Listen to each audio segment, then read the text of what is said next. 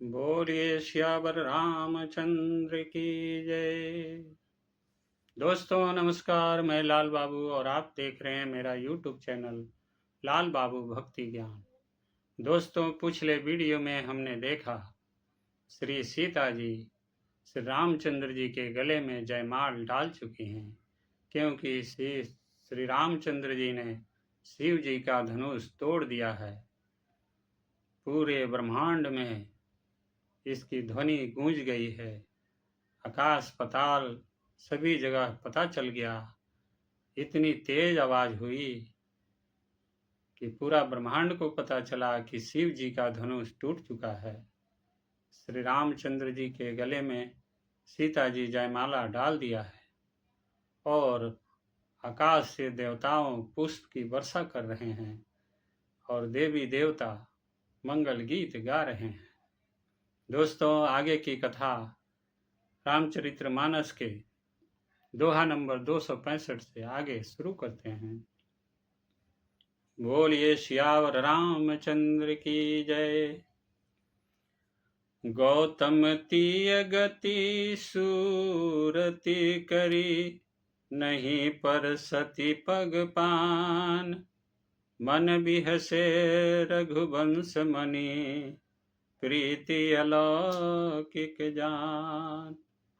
गौतम जी की स्त्री अहिल्या की गति का स्मरण करके सीता जी श्री राम जी के चरणों को हाथों से स्पर्श नहीं कर रही हैं। सीता जी की अलौकिक प्रीति जानकर रघुकुल मणि श्री रामचंद्र जी मन में हंसे। तब सिय देखी भूप अभिलाषे, कूर कपूत मूढ़ मन माखे। उठी उठी पहिरी शनाह अभागे, जह तह गाल बजावन लागे। उस समय सीता जी को देखकर कुछ राजा लोग ललचा उठे। वे दुष्ट कुपूत और मूढ़ राजा मन में बहुत तमतमाए। वे अभागे उठ उठकर कवच पहनकर जहां तहां गाल बजाने लगे। लेहु छड़ाई सीय कह को, धरि बांधहु नृप बालक दो। तोरे धनुष चाड़ नहीं सरई, जीवत हमहि कुंवारी को बरई। कोई कहते हैं सीता को छीन लो और दोनों राजकुमारों को पकड़कर बांध लो। धनुष तोड़ने से ही चाह नहीं सरेगी, पूरी होगी। हमारे जीते जी राजकुमारी को कौन ब्याह सकता है। जो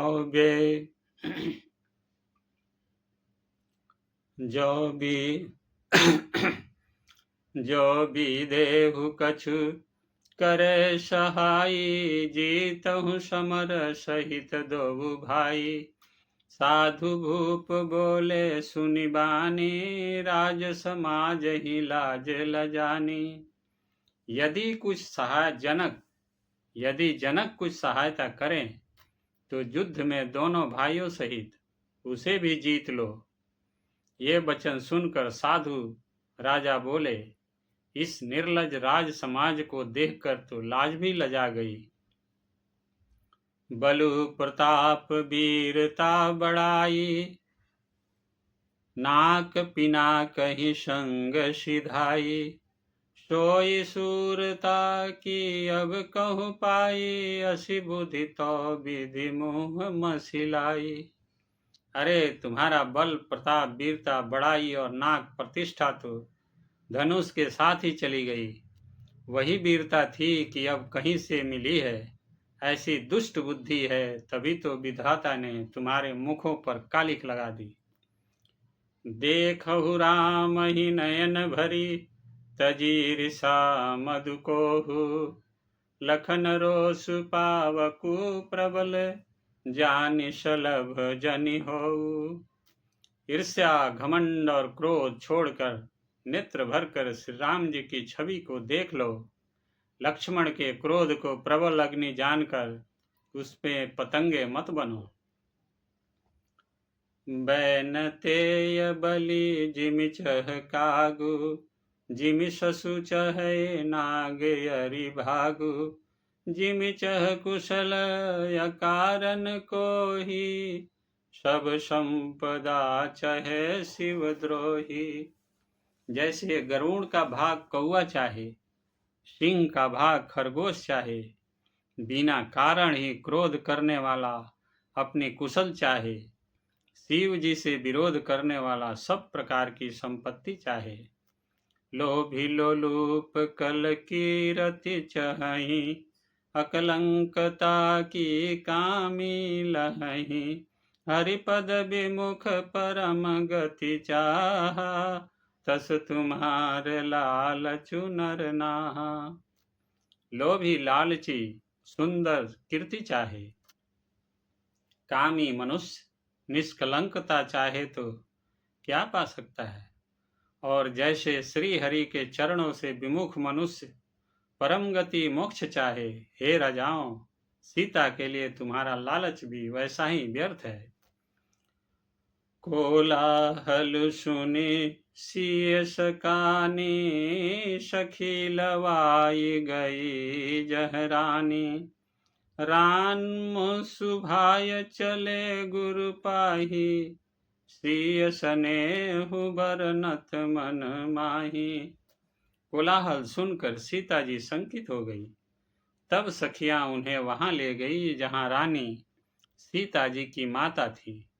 श्री रामचंद्र जी मन में सीता जी के प्रेम का बखान करते हुए स्वाभाविक चाल से गुरु जी के पास चले। रानिन सहित सोच बस सिया, अवधौ विधि काह करनिया, भूप बचन सुनीत उतत कहीं, लखनु राम डर बोली न सकहीं। रानियों सहित सीता जी दुष्ट राजाओं के दुर्वचन सुनकर सोच के बस हैं कि न जाने विधाता अब क्या करने वाले हैं। राजाओं के वचन सुनकर लक्ष्मण जी इधर उधर ताकते हैं, किंतु श्री रामचंद्र जी के डर से कुछ बोल नहीं सकते। अरुण नयन भ्रिकुटी कुटल, चितवत नृपन सकोप, मनहु मत गजन गजगन निरखी, सिंह किशोर ही चोप। उनके नेत्र लाल और भौवें टेढ़ी हो गई और वे क्रोध से राजाओं की ओर देखने लगे, मानव मतवाले हाथियों का झुंड देखकर सिंह के बच्चों को जोश आ गया हो। खर भरु देख बिकल सुर नारी, सब मिल देहि महीपन गारी, तेहि अवसर सुनी शिव धनु भंगा, आयउ भृगुकुल कमल पतंगा। खलबली देखकर जनकपुर की स्त्रियां व्याकुल हो गई और सब मिलकर राजाओं को गालियां देने लगी। उसी मौके पर शिव जी के धनुष का टूटना सुनकर भृगुकुल रूपी कमल के सूर्य परशुराम जी आए। देखी महीप सकल सकुचाने, बाज झपट जनु लवा लुकाने, गौरी शरीर भूति भल भ्राजा, भाल विशाल त्रिपुंड विराजा। इन्हें देखकर सब राजा सकुचा गए, मानो बाज के झपटने पर बटेर लुक छिप गए हों। गोरे शरीर पर विभूति भस्म बड़ी फब रही है और विशाल ललाट पर त्रिपुंड विशेष शोभा दे रहा है। शीश जटा शशि बदनु सुहावा, ऋष बस कछुक अरुण होई आवा, भ्रिकुटी कुटिल नयन ऋष राते, सहजहु चितवत मनहु रिसाते। सिर पर जटा है, सुंदर मुख चंद्र क्रोध के कारण कुछ लाल हो आया है, भौवें टेढ़ी और आंखें क्रोध से लाल है। सहज ही देखते हैं तो भी ऐसा जान पड़ता है मानो क्रोध कर रहे हैं। वृषभ कंध उर्बाहु विशाला, चारु जनेऊ माल मृग छाला, कटि मुनि बसन तुन दुई बांधे, धनुषर कर कुठारु कल कांधे। बैल के समान ऊंचे और पुष्ट कंधे हैं, छाती और भुजाएं विशाल है, सुंदर यज्ञोपवीत धारण किए, माला पहने और मृग चर्म लिए हैं, कमर में मुनियों का वस्त्र वल्कल और 2 तरकस बांधे हैं, हाथ में धनुष बाण और सुंदर कंधे पर फरसा धारण किए हैं। शांत भेषु करनी कठिन बरनि न जाई स्वरूप, धरि मुनि तनु जनु वीर रसु, आयऊ जह सब भूप। शांत वेश है परंतु करनी बहुत कठोर है, स्वरूप का वर्णन नहीं किया जा सकता, मानो वीर रस ही मुनि का शरीर धारण करके जहाँ सब राजा लोग हैं वहीं आ गया हो। देखत भृगुपति भेषु कराला, उठे सकल भय विकल भुआला, पीतु समेत कही कही निज नामा, लगे करन सब दंड प्रणामा। परशुराम जी का भयानक वेश देखकर सब राजा भय से व्याकुल हो उठे और पिता सहित अपना नाम कह कहकर सब दंडवत प्रणाम करने लगे। जेहि सुभाय चित वही हित जानी, सो जानई जनु आई खुटानी, जनक बहोरी आई सिरुनावा, सिय बुलाई प्रणाम करावा। परशुराम जी हित समझकर भी सहज ही जिसकी ओर देख लेते हैं वह समझता है मानो मेरी आयु पूरी हो गई। फिर जनक जी ने आकर सिर नवाया और सीता जी को बुलाकर प्रणाम कराया। आशीष दीन्ही सखी हर शानी, निज समाज ले गई शयानी, विश्वामित्र मिले पुनियाई, पद सरोज मेले दो भाई। परशुराम जी ने सीता जी को आशीर्वाद दिया, सखियां हर्षित हुईं और वहां अब अधिक देर ठहरना ठीक न समझकर वे सयानी सखियां उनको अपनी मंडली में ले गई। फिर विश्वामित्र जी आकर मिले और उन्होंने दोनों भाइयों को उनके चरण कमलों पर गिराया। राम लखन दशरथ के ढोटा, दीन्हे आशीष देखे भल जोटा।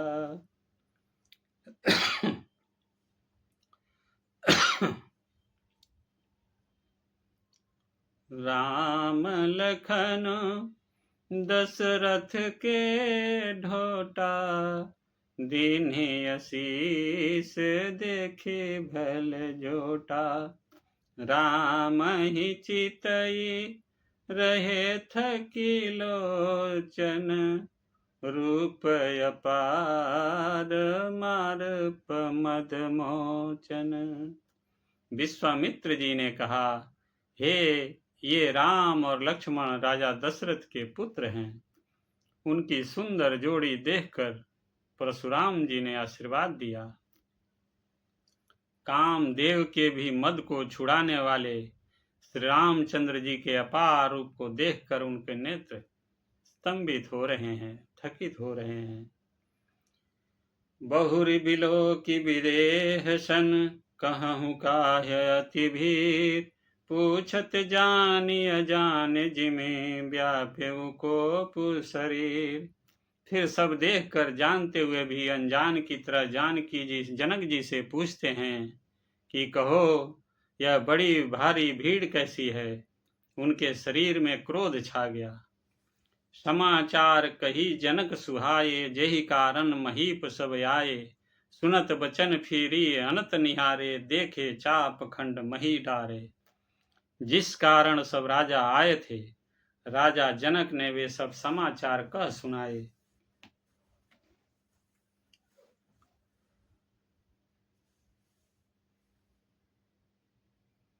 जनक के वचन सुनकर परशुराम जी ने फिर कर दूसरी ओर देखा तो धनुष के टुकड़े पृथ्वी पर पड़े हुए दिखाई दिए।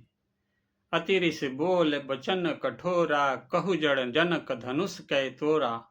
बेग देखाऊ मूढ़ न तत आजू, उल्टो मही जह लवि तव राजू। अत्यंत क्रोध में भरकर वे कठोर वचन बोले, रे मूर्ख जनक, बता धनुष किसने तोड़ा, उसे शीघ्र दिखा, नहीं तो अरे मूढ़, आज मैं जहां तक तेरा राज्य है वहां तक की पृथ्वी उलट दूंगा। अति डरु उतरु देत नृपु नाही, कुटिल भूप हर से मन माही। सुर मुनि नाग नगर नर नारी, सोचहि सकल त्रास उर भारी। राजा को अत्यंत डर लगा, जिसके कारण वे उत्तर नहीं देते। यह देखकर कुटिल राजा मन में बड़े प्रसन्न हुए। देवता मुनि नाग और नगर के स्त्री पुरुष सभी सोच करने लगे, सबके हृदय में बड़ा भय है। मन पछितात सीय महतारी, विधि अब संवरी बात बिगारी। भृगुपति कर सुभाव सुनि सीता, अरध निमेष कलप सम बीता। सीता जी की माता मन में पछता रही है कि हाय विधाता ने अब बनी बनाई बात बिगाड़ दी। परशुराम जी का स्वभाव सुनकर सीता जी को आधा क्षण भी कल्प के समान बीतने लगा। सभय बिलो के लोग सब, जान जान की भी। हृदय न हर्षु विषाद कछु, बोले श्री रघुवीर। तब श्री रामचंद्र जी सब लोगों को भयभीत देखकर और सीता जी को डरी हुई जानकर बोले। उनके हृदय में न कुछ हर्ष था न विषाद। नाथ शंभु धन भंजनिहारा, होई केउ एक दास तुम्हारा। आय सुकाह कहिय किन मोही, सुनि रिसाई बोले मुनि कोही। हे नाथ, शिव जी के धनुष को तोड़ने वाला आपका कोई एक दास ही होगा। क्या आज्ञा है, मुझसे क्यों नहीं कहते। यह सुनकर क्रोधी मुनि रिसा कर बोले, सेवक सो जो करे सेवकाई, अरि करनी करि करिए लड़ाई। सुनहु राम जहि शिव धनु तोरा, सहस बाहु सम सो रिपु मोरा। सेवक वह है जो सेवा का काम करे, शत्रु का काम करके तो लड़ाई ही करनी चाहिए। हे राम सुनो, जिसने शिव जी के धनुष को तोड़ा है वो सहस्त्र बाहों के समान मेरा शत्रु है। सो बिलगाऊ बिहाई समाजा, नत मारे जई है सब राजा। सुनि सुनि बचन लखन मुस्काने, बोले पर सुधरहि अपमाने। वह इस समाज को छोड़कर अलग हो जाए, नहीं तो सभी राजा मारे जाएंगे। मुनि के वचन सुनकर लक्ष्मण जी मुस्कुराए और परशुराम जी का अपमान करते हुए बोले, बहु धनु ही तोरी लरिकाई, कबहु न असिरि से कीन्ही गोसाई। यही धनु पर ममता के ही हेतु, सुनि रिसाई कह भृगुकुल केतु। हे गोसाई, लड़कपन में हमने बहुत सी धनुइया तोड़ डाली, किंतु आपने ऐसा क्रोध कभी नहीं किया। इसी धनुष पर इतनी ममता किस कारण से है। यह सुनकर भृगुवंश की ध्वजा स्वरूप परशुराम जी कुपित होकर कहने लगे, रे नृप बालक कालवश, बोलत तो ही न संभार। धनु ही सम त्रिपुरारी, धनु विदित सकल संसार। अरे राजपुत्र, काल के बस होने से तुझे बोलने में कुछ भी होश नहीं है। सारे संसार में विख्यात शिव जी का यह धनुष क्या धनु ही के समान है। लखन कहा हंसी हमरे जाना, सुनहु देव सब धनुष समाना। का क्षति लाभ जून धनु तोरे, देखा राम नयन के भोरे। लक्ष्मण जी ने हंसकर कहा, हे देव सुनिए, हमारे जान में तो सभी धनुष एक से ही हैं। पुराने धनुष के तोड़ने में क्या हानि लाभ। श्री रामचंद्र जी ने तो इसे नवीन के धोखे से देखा था। छुअत टूट रघुपत ही न दोसु, मुनि बिनु काज करिय कतरोसु। बोले चितई परसु की ओरा, रे सठ सुनहि सुभाऊ न मोरा। फिर यह तो छूते ही टूट गया, इसमें रघुनाथ जी का कोई भी दोष नहीं है। मुनि, आप बिना ही कारण किस लिए क्रोध करते हैं। परशुराम जी अपने फरसे की ओर देख कर बोले, अरे दुष्ट, तूने मेरा स्वभाव नहीं सुना। बाल को बोली बधऊ नहीं तोहू, केवल मुनि जड़ जान ही मोही। बाल ब्रह्मचारी अति कोही, विश्व विदित क्षत्रिय कुल द्रोही। मैं तुझे बालक जानकर नहीं मारता हूँ। अरे मूर्ख, क्या तू मुझे निरा मुनि ही जानता है। मैं बाल ब्रह्मचारी और अत्यंत क्रोधी हूँ। क्षत्रिय कुल का शत्रु तो विश्व भर में विख्यात हूँ। भुजबल भूमि भूप बिनु कीन्ही, विपुल बार मई देव न दीन्ही। सहस बाहु भुज छेद निहारा, परसु बिलो की महीप कुमारा। अपनी भुजाओं के बल से मैंने पृथ्वी को राजाओं से रहित कर दिया और बहुत बार उसे ब्राह्मणों को दे डाला। हे राजकुमार, सहस्त्र बाहों की भुजाओं को काटने वाले मेरे इस फरसे को देख। मातु पिते हुई जनि सोच बस, करसी महिष किशोर।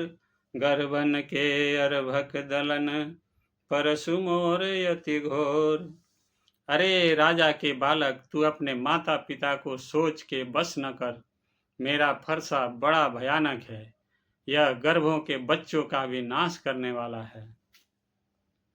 बिहसी लखनु बोले मृदु बानी, अहो मुनीषु महाभट मानी।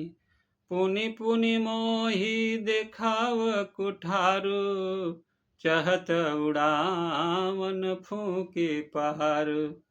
लक्ष्मण जी हंसकर कोमल वाणी से बोले, अहो मुनीश्वर, तो अपने को बड़ा भारी योद्धा समझते हैं। बार बार मुझे कुल्हाड़ी दिखाते हैं, फूंक से पहाड़ उड़ाना चाहते हैं। यहाँ कुम्हड़ बतिया को नाही, जे तर जनी देखी मर जाही। देखी कुठार सरासन बाना, मैं कछु कहा सहित अभिमाना। यहाँ कोई कुम्हड़े की बतिया छोटा कच्चा फल नहीं है, जो तर्जनी सबसे आगे की उंगली को देखते ही मर जाती है। कुठार और धनुष बाण देखकर ही मैंने कुछ अभिमान सहित कहा था। भृगुसुत समुझि जनेऊ बिलो की, जो कछु कहूँ सहूँ रिस रोकी। सुर महिसुर हरिजन अरु गाई, हमरे कुलैन पर न सुराई। भृगुवंशी समझकर और यज्ञोपवीत देखकर तो जो कुछ आप कहते हैं उसे मैं क्रोध को रोककर सह लेता हूँ। देवता, ब्राह्मण, भगवान के भक्त और गौ, इन पर हमारे कुल में वीरता नहीं दिखाई जाती। बधे पापु अपकीरति हारे, मारतहु पापरिये तुम्हारे। कोटि कुलीस सम बचुन तुम्हारा, व्यर्थ धरऊं धनु बाण कुठारा। क्योंकि इन्हें मारने से पाप लगता है।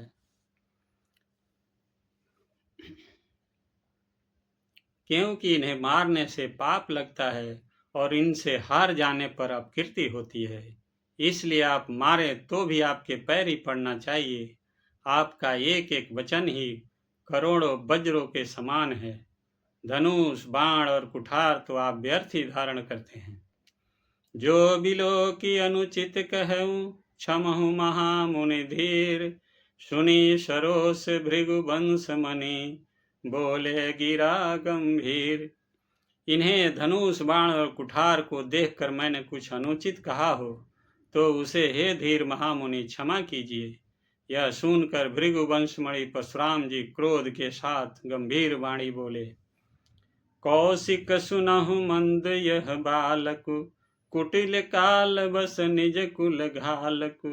भानुवंश राकेश कलंकु, निपट निरंकुश अबुध असंकु।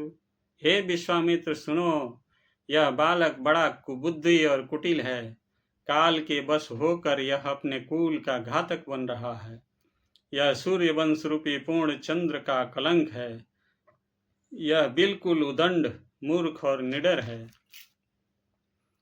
काल कवल होई छन माही, कहूँ पुकारे खोरी मोहि नाही। तुम हटकहूँ जो चहूँ बारा, कही प्रताप बल रोसु हमारा। अभी क्षण भर में यह काल का ग्रास हो जाएगा। मैं पुकार कर कह देता हूँ, फिर मुझे दोष नहीं है। यदि तुम इसे बचाना चाहते हो तो हमारा प्रताप, बल और क्रोध बतलाकर इसे मना कर दो। लखन कहु मुनि सुजसु तुम्हारा, तुम ही अछत को बर नहीं पारा। अपने मुँह तुम आपन करनी, बार अनेक भांति बहु बरनी। लक्ष्मण जी ने कहा, हे मुनि, आपका सुजस आपके रहते दूसरा कौन वर्णन कर सकता है। आपने अपने ही मुंह से अपनी करनी अनेकों बार बहुत प्रकार से वर्णन की है।